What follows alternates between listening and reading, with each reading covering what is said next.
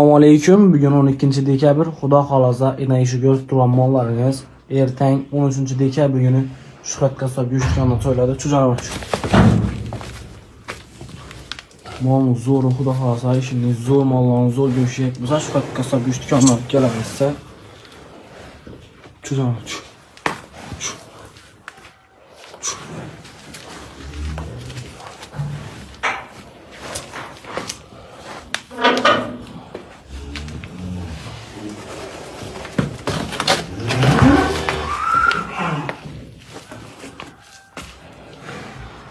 İkisem Shuhrat Qassob go'sht konini to'yladi, xudo xolasa.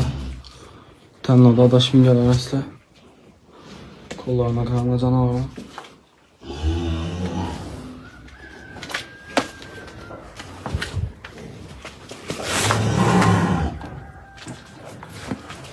Zo'r, xudo xolasa janobi.